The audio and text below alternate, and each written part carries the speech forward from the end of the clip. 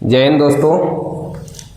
TET की तैयारी कर रहे और विभिन्न परीक्षाओं की तैयारी कर रहे सभी प्रतियोगी परीक्षार्थियों का हमारे YouTube चैनल आचार्य जी क्लासेस में हार्दिक स्वागत है। इस समय हमारी जो कक्षाएं चल रही हैं वह मुख्य रूप से टेट को लेकर के चल रही हैं, जिसकी संभावित जो तैयारी है मतलब परीक्षा होने वाली है वो आप जानते हैं जुलाई में है, उसकी तारीखें आ गई हैं। तो आप सब आशा है अच्छे से तैयार कर रहे होंगे। अब तक सारे वीडियो आपने देखे होंगे। जो कोई चीज़ समझ में ना आए तो आप कमेंट बॉक्स में आप लिखिए, उसका उत्तर यथासंभव देने का प्रयास करेंगे। आइए एक महत्वपूर्ण विषय पर आज चर्चा करते हैं, वो है वर्णों का उच्चारण स्थान। हिंदी और संस्कृत में यूपी टेट का कोई भी पेपर अब तक हुआ है तो आप देखेंगे कोई ऐसा पेपर नहीं है जिसमें कि एक प्रश्न वर्णों के उच्चारण स्थान से ना आया हो। ध्यान रखिएगा, वर्णों के उच्चारण स्थान से एक प्रश्न कोई न कोई अवश्य आता है, एक प्रश्न अवश्य आता है। तो इसलिए इसको जरूर तैयार रखना है, ठीक है। और एक चीज़ आपको और बता दें कि अगर संस्कृत वाले वर्णों के उच्चारण स्थान आप तैयार कर लेते हो, संस्कृत वाले वर्णों के उच्चारण स्थान अगर आप तैयार कर लेते हो तो लगभग 95-96% तक वह सब हिंदी में भी मिल जाता है। कुछ ही जो है हिंदी में आप पढ़ोगे तो हिंदी में कुछ अलग अलग प्रकार के नाम दिए हैं, वर्णों का नाम दे दिया गया है। जैसे ला के लिए अलग है, रा के लिए अलग है, रा के लिए लुंठित कहा जाता है, ल के लिए पार्श्विक कहा गया है, एक कई जगह पूछा भी गया है। तो ऐसे थोड़ा सा हट के अलग प्रकार के भेद वहाँ बता दिए गए हैं। अन्यथा सामान्यतः जो हिंदी और संस्कृत में प्रश्न पूछे जाते हैं वर्णों के उच्चारण स्थान को लेकर वो एक जैसे। तो आप जब इस वीडियो को आप देख रहे हैं इसको समझने का प्रयास करिएगा कि आखिर किस वर्ण का उच्चारण स्थान क्या है। मैं प्रयोग करके बार बार आपको बताने का प्रयास करूंगा। तो अगर इतना आप तैयार कर लेते हो कि संस्कृत वाला, तो ये हिंदी संस्कृत दोनों में मान चलिए कि आपका उच्चारण स्थान से संबंधित वाला प्रश्न गलत नहीं होगा। एक प्रश्न टेट में पूछा गया है, हर बार पूछा गया है, और एक प्रश्न हिंदी के टेट में भी पूछा गया है। संस्कृत के टेट के जो संस्कृत का पेपर होता है और टेट का हिंदी का, एक प्रश्न माने 2 प्रश्न आपके यहाँ से तैयार होने वाले हैं। तो आइए बिना विलंब किए हम लोग शुरू करते हैं वर्णों का उच्चारण स्थान। एक चीज आप समझिए, यहीं पर जैसे आप लिखना शुरू करेंगे तो एक प्रश्न यहाँ पे बना लीजिए कि संस्कृत में वर्णों के स्थान कितने माने गए हैं। मतलब संस्कृत में जो वर्णों के स्थान है वो कितने माने गए। सूत्र आपको 10-11 तक मिल जाते हैं, लेकिन ध्यान रखिएगा कि उच्चारण स्थान मुख्य रूप से 8 ही माने गए हैं। तो यहाँ पर कहीं आप प्रश्न बना लीजिए यहीं पर और लिख लीजिएगा संस्कृत में उच्चारण स्थान कितने हैं। संस्कृत में उच्चारण स्थान 8 माने गए हैं। 8 उच्चारण स्थान ही माने गए हैं। बाकायदे श्लोक लिखा है उसमें, ये एक पुस्तक है हमारे पास, उसमें लिखा हुआ 8 स्थानानि वर्णानाम उरः कंठा शिरस्तथा जिह्वा मूलम च दंतश्च नासिकोष्ठो च तालु च। ये पाणिनि शिक्षा का एक श्लोक है जिसमें बताया गया है कि केवल 8 उच्चारण स्थान हैं, जिसमें कंठ है, तालु है, मूर्धा है, आपका कंठ है, तालु है, मूर्धा है, दंत है, ओष्ठ है, कंठ तालु है, कंठोष्ठ है और दंतोष्ठ है। इसके अतिरिक्त भी जो अपनी यूपी बोर्ड की जो पुस्तकें चलती हैं संस्कृत की 9-10 में, वहाँ पर एक और दिया गया है सूत्र, वो है नासिकाचा, यमंगणना नाम नासिकाचा। तो नासिका को भी माना गया है, लेकिन मुख्य रूप से जो उच्चारण स्थान है वो 8 ही माने गए हैं। इस चीज़ को आप ध्यान रखिएगा, कहीं गलत ना होने पाए। इसको देखिए कई अलग अलग तरीके से जैसे दिया होगा, जैसे 9 मैंने बताया यूपी बोर्ड की पुस्तक में 9वां सूत्र नासिकाचा दिया गया है, मतलब नासिक से भी उच्चारण होता है। और कई और पुस्तकों में और करके भेद दिए गए अलग अलग सूत्र लिखे हुए। तो सूत्रों पर मत जाइए कितने सारे सूत्र लिखे हुए हैं, आप ये ध्यान रखिएगा कि वर्णों के उच्चारण स्थान केवल और केवल 8 हैं, ठीक है। अब आइए सीधे हम लोग विषय पर आते हैं। सबसे पहले देखिए ह्रस्व आ और दीर्घ आ, ह्रस्व आ और दीर्घ आ। इसके अतिरिक्त का वर्ग मतलब आप जानते हैं का वर्ग माने क ख ग घ ङ, इनका और इनके साथ साथ ह, ये संस्कृत चल रहा है तो ध्यान रखिएगा, ह और साथ में विसर्ग, ये आप जोड़ लीजिए। इनका उच्चारण स्थान कंठ माना गया है। अब आप कहोगे कंठ कैसे है, ठीक है, तो इसका प्रैक्टिकल करके देखिए।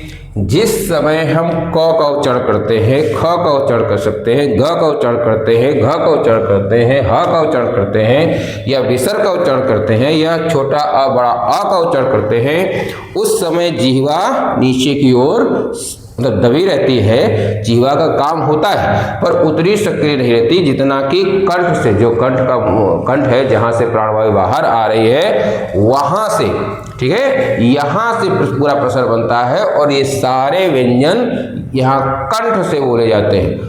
का जो बोलते हैं का, तो जीभ का जो पिछला भाग है, आगे वाला पूरा सब नीचे सामान है, लेकिन पिछला भाग जो है ठीक कंठ के बाद जाके स्पर्श करता है और जैसे वो आता है नीचे आता है वैसे ही का उच्चारण होता है। आप प्रयोग करके देखिए।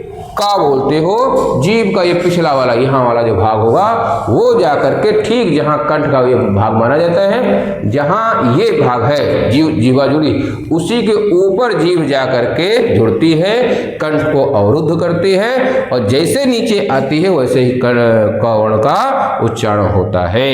चाहे का हो, चाहे खा हो, गा हो, आप खूब ध्यान से इसको बोलिए, 2-3 बार बोल के देखिए, अभी आपको ये बात स्पष्ट हो जाएगी।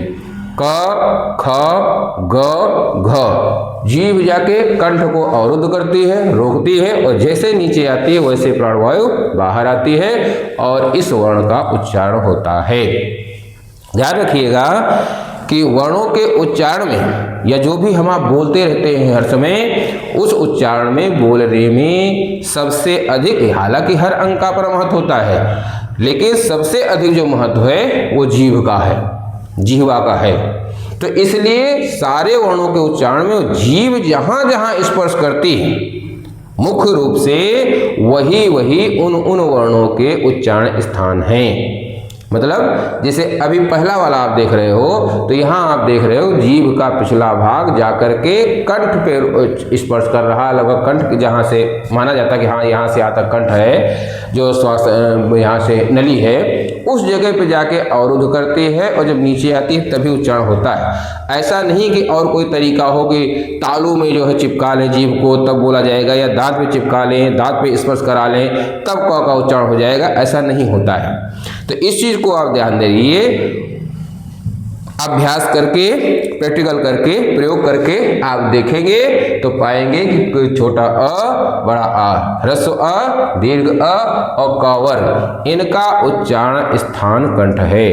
क वर्ग के 5 अक्षर क, ख, ग, घ, ङ, ह और विसर्ग, इनका उच्चारण स्थान कंठ माना गया है। हम लोग कवर्ग कंठ ऐसे करके मुख्य रूप से रटाते हैं बच्चों को। कवर्ग कंठ, कवर्ग में का आया है और कंठ में का आया है, तो कवर्ग कंठ, कवर्ग कंठ, कवर्ग कंठ, कितना याद कर लो तो बाकी जो बचते हैं आगे और तैयार कर लिया जाता है। तो एक ट्रिक हो जाता है कवर्ग कंठ, कवर्ग कंठ, कवर्ग कंठ, बस आसानी से का वर्ग के कोई भी अक्षर आएंगे उनका उच्चारण स्थान कंठ माना गया है और कंठ ही है, इसमें आपको भ्रम नहीं होना चाहिए। यहाँ पर देखिए हमने सूत्र लिख रखा है। संस्कृत जो पढ़ते हैं बच्चे वो जानते हैं, उनको याद भी होगा, जो नए जुड़े हैं वो समझें। सूत्र शैली में अगर आप याद कर लो तो ये तो बहुत ही आसान हो जाएगा। मैंने जब स्वरूप तैयार किया था, जब हम पढ़ रहे थे तो ये बार बार ही भूल रहे थे, लेकिन जैसे सूत्र हमें गुरुजी ने सिखाया और सूत्र समझ में आया, सूत्र को बताया गया, बस उसके बाद से आज तक वर्णों को उच्चारण स्थान हमारा कभी गलत हुआ है और ना ये है कि भूलते हैं। कोई वर्ण कोई बोलता है तुरंत जो सूत्र दिमाग में आता है उसके आधार पे हम बोल ले जाते हैं। कैसे देखिए, बहुत बढ़िया सूत्र है छोटे छोटे, जैसे आ है, उसके बाद कु लिखा है, फिर हा है, फिर विसर्ग है, विसर्ज, इतना अभी हम लिख रहे हैं, पूरा सूत्र नहीं लिख रहे हैं। इसको समझिए, अ जो लिखा है ये अपने साथ ह्रस्व आ दीर्घ आ दोनों का प्रतिनिधित्व कर रहा है। सूत्र में समझिए, जो पहले ह्रस्व आ लिखा है तो ह्रस्व आ का मतलब ह्रस्व आ दीर्घ आ दोनों, ये दोनों प्रतिनिधित्व कर रहा है, सूत्र में बताया गया है। अ और कु जहाँ पे आए, एक आपने पढ़ा होगा कुछ टुतुप वर्गा, कु चु टु तु पु वर्गाः माने व्याकरण पढ़ते समय जब जहाँ कहीं पर भी कु आए, चू आए, टू आए, तू आए, पू आए तो प्रायः वे अपने वर्गों की बात कर रहे होते हैं, अपने वर्ग का प्रतिनिधित्व करते हैं। को का मतलब का वर्ग, चू माने चा वर्ग, टू माने टा वर्ग। अभी जब उच्चारण स्थान सारे पढ़ेंगे ये पांचों आने वाले हैं आगे। तो दूसरे नंबर पर देखिए आया है कु, और कु का मतलब है का वर्ग। कु माने का वर्ग, सूत्र से याद करोगे बहुत आसान हो जाएगा। और का वर्ग माने आप जानते हो कि क ख ग घ ग पांचों अक्षर, इसके बाद ह, और विसर्ज माने विसर्ग। अब आगे देखिए ये सब मिल करके बहुवचन हो रहे हैं, तो यहाँ एक जो इसका षष्ठी बहुवचन का रूप बनेगा वो बनेगा अकुह विसर्जनीय। नीय ये विसर्जनीय शब्द हुआ, और विसर्ज का इसका षष्ठी बनाएंगे तो विसर्जनीया नाम हो जाएगा। और आगे लिखा है कंठः। सूत्र ये बना कि अकुह विसर्जनीयानाम कंठः। अगर आपको सूत्र याद हो जाए बहुत आसान है, अभी हम आपको पढ़ा रहे हैं, बताएंगे इसको बढ़िया। जब चारों क्या नाम 8 सूत्र पढ़ लेते हैं तो बाकायदे इसके 2 श्लोक जैसे बनाया जाता है, उस तरह से श्लोक की तरह इसका वाचन करके भी हम याद कर लेते हैं। शुरू में लगता है कि नहीं कठिन है, अभी आप सुनिए। इसको हम लोग बोलेंगे अकुह विसर्जनीयानां कंठः, अकुह विसर्जनीयानां कंठः। अभी और जब सूत्र लिखेंगे तो 4 सूत्र जब हो जाएंगे तो बाकायदे 4 चरण का जैसे श्लोक होता है उसी तरह याद कर लीजिए, ये तैयार हो जाएगा। ठीक है, कैसे बोलेंगे? अकुह विसर्जनीयानां कंठः, अकुह विसर्जनीयानां कंठः। अभी इसके आगे है इचु यशानां तालुः, इचु यशानां तालुः, इचु यशानां तालुः, इचु यशानां तालुः। विसर्ग नहीं रहेगा, इचु यशानां तालु। फिर ऐसे करके और भी बनेगा, अभी लिखा रहे हैं ऋटरसाणाम मूढ़ा ऋटरसाणाम दंताल। 4 जब सूत्र हो जाते हैं तो बाकायदे श्लोक जैसा बन जाता है। आइए देखते चलते हैं। अभी जैसे 2 सूत्र का है देखिए, तो अकुह विसर्जनीयानां कंठः इचु यशानां तालु, अकुह विसर्जनीयानां कंठः इचु यशानां तालु। बढ़िया आराम से गुनगुनाते हुए वर्णों को उच्चारण स्थान तैयार हो जाएंगे। आइए इसकी जरा व्याख्या रखते हैं। सूत्र लिखा है ई, जैसे यहाँ पर ह्रस्व आ का मतलब ह्रस्व आ दीर्घ आ दोनों था, उसी प्रकार से ई का मतलब ह्रस्व ई और दीर्घ ई दोनों होगा। फिर समझिए, जैसे यहाँ आ का मतलब ह्रस्व आ दीर्घ आ दोनों था, उसी प्रकार से ई का मतलब ह्रस्व ई और दीर्घ ई माने छोटी ई और बड़ी ई दोनों होगा। जैसे यहाँ कु का मतलब का वर्ग था, वैसे यहाँ चू का मतलब होगा च वर्ग। और च वर्ग के वर्ण अब जानते हैं, च छ ज झ और ञ। च छ ज झ य, तो चू वर्ग चा वर्ग हो गया। उसके बाद फिर य और तालव्यशा, इन सब का उच्चारण स्थान क्या है? तालु है। क्यों? जैसे आप प्रैक्टिकल करके देखिए, आप बोलिए च, मैंने बताया, आप सुन रहे होंगे, 1 मिनट के लिए इसको चाहे वीडियो को रोक करके या फिर ऐसे ही जो है आप बोलिए च। जब च बोलते हैं तो जीभ ऊपर तालु में जाके स्पर्श करती है। फिर एक बार प्रयास करिए तालु को नीचे रख करके और च बोलने का प्रयास करिए, आप नहीं बोल पाओगे।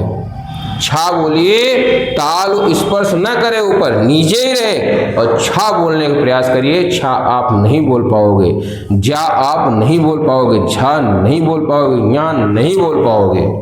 ठीक, इसका मतलब क्या हुआ कि जब जीभ तालु का जाके स्पर्श करती है, जिसे तारु अपने यहाँ गाँव कहते हैं, तो तारु का स्पर्श करे तो जिन जिन व्यंजनों के उच्चारण में जीभ तालु का स्पर्श करती है वे सभी व्यंजन तालव्य कहलाएंगे, उनका उच्चारण स्थान तालु होगा।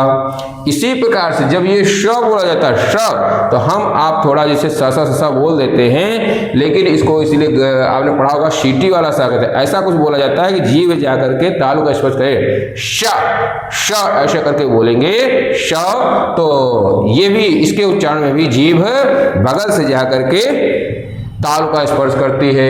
इसी प्रकार से या जब बोला जाता है या, तो यहाँ पे दांत के ऊपर जाकर के जीभ स्पर्श करती है, जीभ नीचे रहे और या का उच्चारण हो जाए, ऐसा नहीं होता है।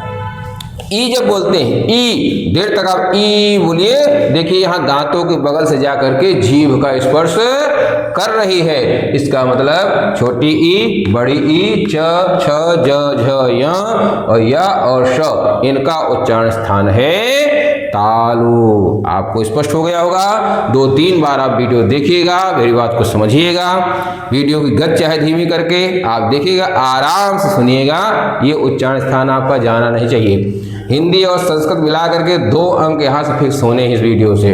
अगर ये पूरी बात लंबा वीडियो होगा तो हम प्रयास करेंगे कि 2 पार्ट में इसको बनाएं। अभी 2 सूत्र हो गए, आइए 2 सूत्र और पढ़ लेते हैं, फिर इचेशान अंतालु। फिर अगला है सूत्र है ऋतु रसाणाम मूर्धा, ऋतु रसाणाम मूर्धा, मूर्धा बने जीभ का जो मूल है, जीभ जहाँ पर जुड़ी हुई है उसे मूल कहते हैं, जीवा का मूल। तो जीवा के मूल से जो उच्चारण होता है जिन व्यंजनों का, उन्हें मूर्धन्य वर्ण कहा जाता है। कौन कौन से वर्ण होते हैं? तो एक तो री हो गया, जैसे ऊपर आ का मतलब ह्रस्व अ दीर्घ आ था, यहाँ पर ई का मतलब ह्रस्व ई दीर्घ ई था, उसी प्रकार यहाँ री का मतलब ह्रस्व री दीर्घ री दोनों होगा संस्कृत में। और हिंदी में तो केवल ह्रस्व री रहता है, वहाँ बड़ी री रहती नहीं है। तो ह्रस्व री और दीर्घ री ये, और टू आगे लिखा तो टू का मतलब होगा ट वर्ग। इसके अतिरिक्त र और मूर्धन्य श, इन वर्णों का उच्चारण स्थान है मूर्धा। आप देखें, जिसे सरल से पहले ट वर्ग का देखिए, ट जब बोलते हैं तो जीभ ऐसे हल्का सा मुड़ती है, तालु में हालांकि स्पर्श करती है मुड़ने के बाद, लेकिन अंदर यहाँ जो जीवा का मूल है यहाँ पर दबाव बनता है, और ऐसे करके ठोकर के साथ जो है ट ठ ड ढ ड़, ट ठ ड ढ ड़। आप बोल के देखेंगे, जीभ हल्का सा पीछे जाती है, हल्का सा आगे का भाग कई जगहों मुड़ता, पीछे की ओर मुड़ता है, और इस तरीके से ठोकर मारते हुए निकलता है। जीभ का जो मूल है वहां पे दबाव बनता है, और वहां के ठोकर से इन वर्णों का उच्चारण होता है, इसलिए इन वर्णों का उच्चारण स्थान मूर्धा माना गया है। आप बोल के देख लीजिए, चाहे री हो तब भी देखिए कंठ के मूल पे ज्यादा दबाव बनता है, टा वर्ग ट ठ ड ढ ण।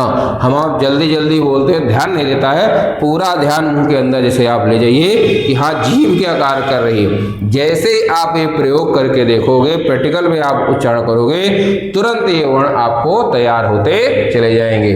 तो ट ठ ट पूरा जिस जीभ ऊपर गई, चिपका, अंदर हवा भरी, और उसके बाद टक से आवाज जो है ऐसे ठोकर के साथ ये टा वर्ग का उच्चारण हो रहा है, ट ठ ड ढ ण, और उसी के साथ र।